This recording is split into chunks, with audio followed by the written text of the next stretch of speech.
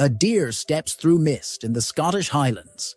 Weeks later, its meat arrives chilled in Tokyo. Between them lies a silent race to move wild flesh with the precision of fine art. In the early morning cold of Otago, New Zealand, the hills ripple with red deer. They are not wild in the traditional sense. Though they move with the instinct of the untamed, they live within vast fenced estates, stretching for hundreds of hectares. Here, deer farming is more than an agricultural practice. It is a response to history. Introduced in the 19th century for sport, the deer population exploded, and by the late 20th century, what was once game became resource. Today, New Zealand leads the world in venison exports, harvesting over 300,000 deer annually. And yet, even this scale pales next to the forests of Central Europe, where wild deer herds are managed in rhythm with the seasons, and controlled hunts remain essential to ecosystem balance. But whether from farm or forest, venison begins far from urban centers.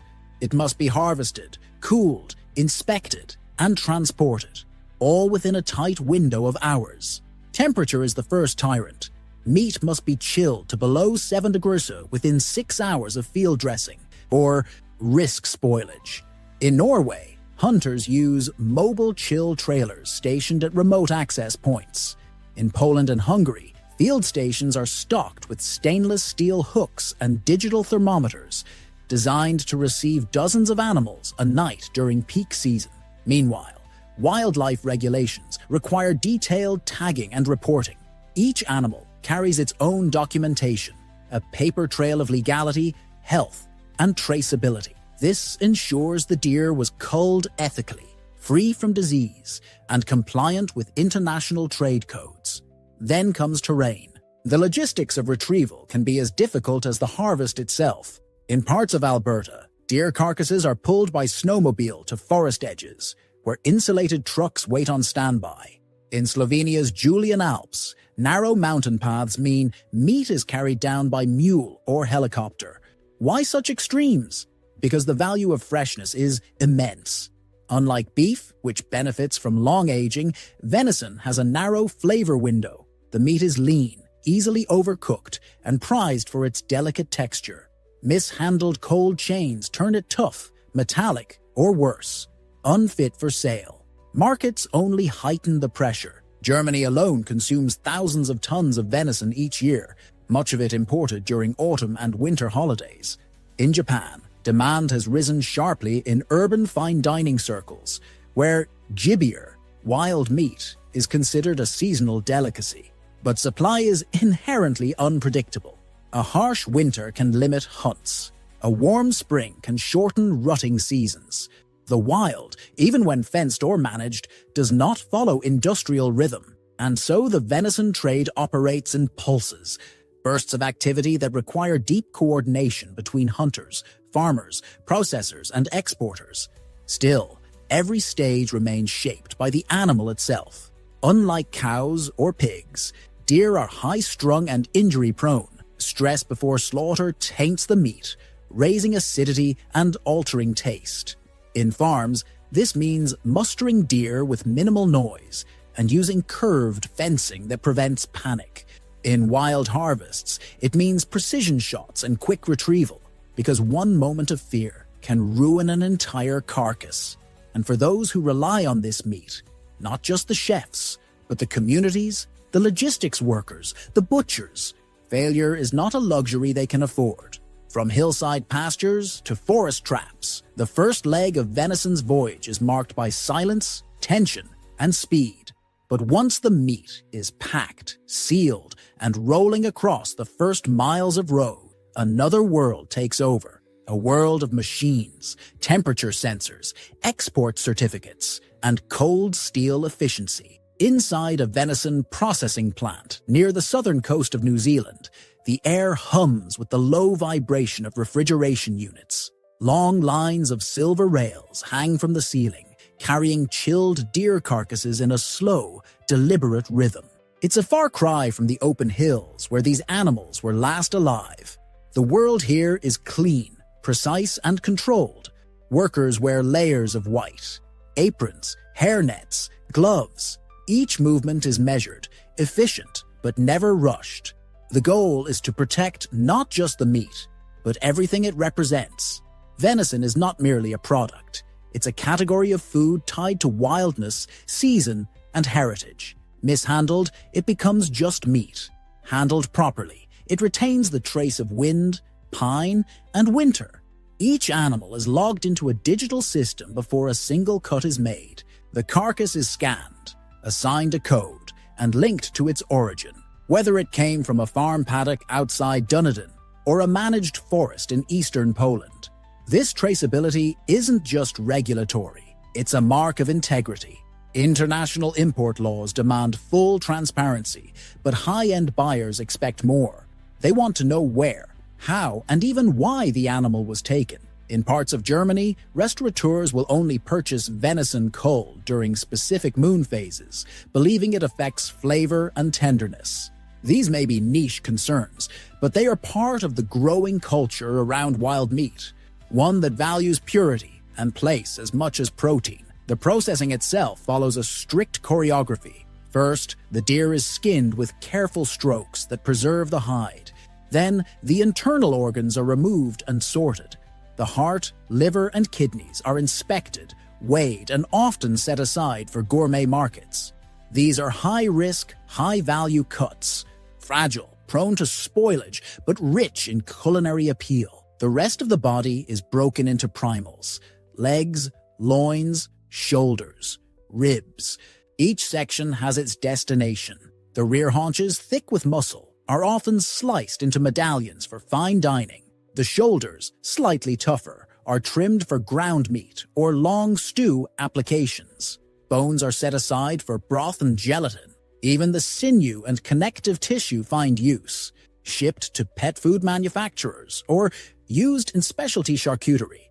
Nothing is discarded without consideration. To keep venison in peak condition, chilling protocols are followed with near-religious discipline.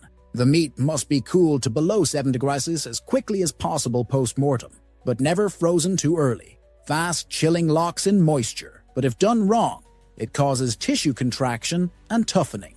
That's why air temperature, humidity, and carcass spacing are all calculated. Fans circulate chilled air, but never directly onto the meat. Each carcass is monitored by embedded sensors, with data sent in real time to a central system that tracks hundreds of variables at once. If even one temperature spike is detected, the batch is paused, rechecked, and in some cases, discarded.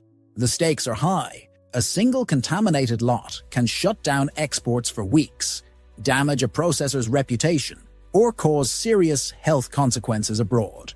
Once chilled and broken down, the cuts are packaged according to destination. For regional markets, venison may be vacuum-sealed in heavy plastic pouches, then boxed in wax cartons and stored at sub-zero temperatures. For export, the standards rise even further. Crates are lined with reflective thermal foil, moisture absorbers, and shock-dampening foam. Barcodes on each box link to the processing record, the shipment route, and the inspection certificate. Containers are sealed not just for freshness, but for compliance. Tamper-proof locks ensure nothing is altered in transit. Cold chain integrity is non-negotiable. One gap, and the flavor, safety, and value of the meat collapse. Transport begins with refrigerated trucks that collect product from rural facilities and deliver it to centralized logistics hubs near major ports. In New Zealand, that might be the port of Tauranga. In Sweden, Gothenburg. From there, venison heads to buyers across the globe. Some shipments take to the air, packed into refrigerated cargo holds with other perishables like blueberries or smoked salmon. These flights often land in Dubai, Frankfurt, or Osaka, where cold storage teams wait to transfer them seamlessly to customs and regional distribution. Air freight is expensive, but for fresh venison, it's often essential, especially during holiday peaks, when delivery speed determines market value.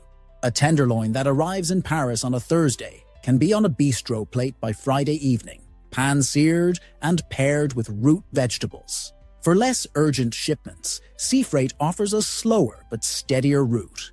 Reefer containers, large shipping boxes with built-in refrigeration systems, keep venison chilled for weeks at a time as they cross oceans.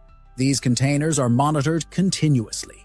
GPS coordinates, temperature logs, humidity levels, all are updated live and fed into systems accessible by both shippers and buyers. In Hamburg, logistics teams track dozens of these containers at once, adjusting arrival times and trucking schedules down to the hour. Should a delay occur due to weather, port congestion, or customs holdups, contingency plans activate. Alternate trucks are rerouted. Temporary cold storage is arranged. In extreme cases, flights are booked at the last minute to recover threatened loads, all to keep the meat within that tight temperature band, where taste and texture remain untouched. Even the crates evolve with the industry. Biodegradable insulation materials are replacing petroleum-based foams. Some shipments now use reusable containers embedded with smart tags that not only track temperature, but also detect impact and vibration, important when a bump on a rocky mountain road could bruise a high-grade cut. In Italy, one distributor uses boxes scented with juniper and spruce bark, enhancing the unboxing experience for chefs and connoisseurs. Details like these, small, specific, often invisible, define the upper tier of venison logistics. Technology plays a growing role in every stage. Satellite mapping assists in planning harvest routes, ensuring access to the most sustainable herds. Blockchain systems, once limited to cryptocurrency, now track each animal from pasture to plate, creating transparent, tamper-proof records. In the Canadian Rockies, solar-powered chillers allow hunters to process meat in remote areas with minimal environmental impact. And at processing facilities, robotic butchery arms, guided by laser sensors, now handle repetitive cuts, improving consistency and reducing waste. Yet amid all the machinery and monitoring, it remains a business shaped by humans. Skilled hands trim each steak. Drivers guide trucks through snowstorms. Inspectors hover over inspection tables, eyes sharp for flaws. Behind every crate of venison is a network of people balancing efficiency with respect. For the animal, for the customer, and for the craft. Their work ensures that wild meat, once taken from remote hills, can arrive at a dinner table thousands of kilometers away, still tasting like the land it came from. When the shipment clears customs and reaches its final destination, whether a Michelin-starred kitchen or a family-run butcher shop, the packaging is opened, the meat unwrapped, and for a moment, the entire system disappears. What's left is simple: a cut of meat, deep red and lean, carrying no trace of the cold steel and logistics behind it. Only a clean scent, a firm texture, and the quiet promise of something honest. At a quiet market in Kyoto, a chef unwraps a parcel of chilled venison from northern Sweden. The meat is dark, lean, and barely gives beneath the knife. Seared, sliced, and plated with matsutake mushrooms, it carries more than flavor. It carries memory. Though it crossed thousands of kilometers in silence, it still tastes like forest, like something that moved freely before arriving here. This contrast lies at the center of Venison's global trade, the movement of something wild through systems built to preserve it. In Germany, chefs anticipate the winter season with a craving for game. In New Zealand, deer once seen as pests now feed luxury markets. In the United States, lean cuts from managed farms reach health-conscious consumers through sleek packaging and QR codes. Behind each steak is a patch of land, a season, a decision not to waste what has been taken. The meat doesn't scale like pork or beef. It pulses. Seasonal, weather-bound, sometimes unpredictable. A late thaw, a dry summer, a regulatory change can alter supply in days. Still, processors adapt. They work with field teams, game managers, and cold chain operators to collect and move meat that resists uniformity. Not all deer are the same. Not all cuts travel equally. Yet the system holds, shaped by consistency in care rather than in form. What might seem rustic is often technological. Satellite mapping guides, culling patterns, RFID tags trace carcasses from field to freezer. Shipping crates lined with antimicrobial foam reduce spoilage mid-ocean. Some suppliers add scent-infused packaging, juniper, spruce, to heighten the opening moment for chefs and buyers. Others track vibration in crates to prevent bruising. Even blockchain has found a place, logging data from hillside to restaurant, with no room for error or doubt. But beyond logistics, venison endures because it tastes like what it came from, not masked, not multiplied. Whether served as tataki in Japan, medallions in Berlin, or smoked sausage in Slovenia, it holds onto place. A food that resists forgetting. That's what keeps it moving across borders. Not as a commodity, but as a message. Quiet, precise, and still wild enough to remember. From mist-covered forests to sealed cold rooms, venison moves through a system designed not to erase its origin, but to protect it. Each cut is a product of silence, timing, and care, handled by hunters, chilled by mobile units, inspected, packed, and flown across borders with the delicacy of perfume. It doesn't shout in supermarkets. It arrives quietly through rituals that preserve both taste and meaning. The next time it reaches your plate, remember it began beneath trees, still alert, still breathing.